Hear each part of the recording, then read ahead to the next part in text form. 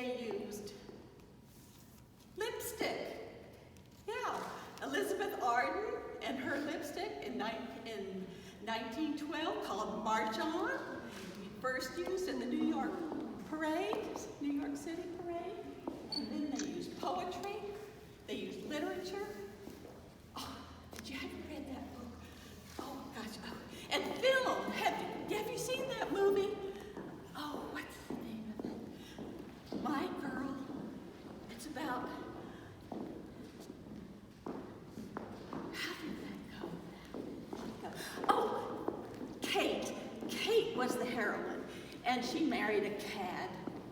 And when she married, all her possessions belonged to her husband. So that's the way things are these days. And so then he had a mistress, and he took all her money. He gambled it away, so she left him. And because she left him, she had no rights to the children or the money. So then the mistress kills her husband. And then the grandfather, his father, her husband's father, takes the children, because Kate has no right to them, and puts them to work in his factory. So Kate goes and takes the children. She kidnaps the children. And then she's arrested, and she goes to jail, and she's just lost everything. She's in despair. But all ends well, and she marries the lieutenant governor. It's just the best. Oh, that film. Anyway, so then what happened? Well, then there was also political theater, the parades, the protests, the silent sentinels, the very, very first to picket the White House. For 10 months, through rain and snow and sleet. And then finally they were arrested. I think because they marched a little bit and they had signs and they said, well, that's a parade. You're not allowed to do that without a permit. So they arrested them and they sent them to a workhouse, an old workhouse that had been disused. Strung them up. Fed them through feeding tubes. One had a heart attack. They were beaten.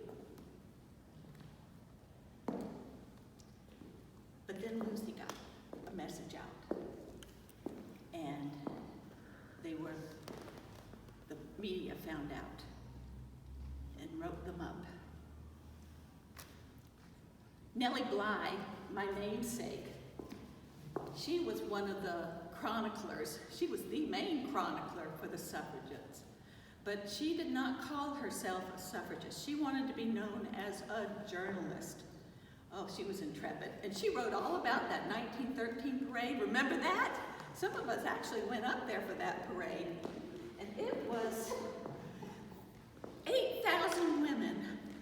I think they had like 10 bands and all these floats, and Nellie Bly was in it, and who else was in that? I think I'm having a senior moment.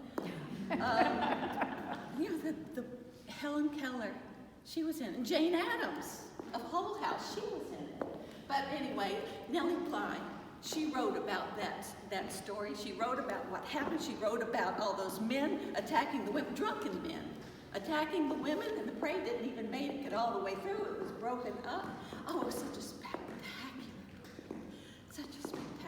parade. And they broke it up, and the police chief had to go before Congress, and he was fired, and all this happened. It was all in the newspaper day after day. You all saw it in the Wilmington Morning Star, those stories every single day. And so then women started stepping up to the plate in North Carolina. They finally got that Equal Suffrage Association started up again. And there was even one here, a book club here in Wilmington, and I joined it. And then this last February, just a few months ago, the National American Women's Suffrage Association, NAWSA, became the League of Women Voters. Became the League of Women Voters.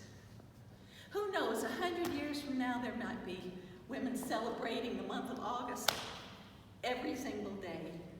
When I think that North Carolina could have been the one to put us over the top and to ratify the amendment, but did that happen? No.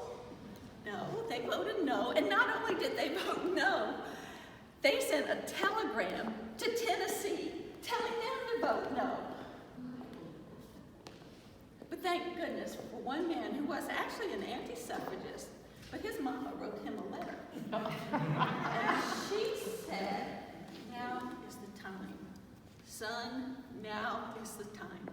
So he voted yes. So by one vote.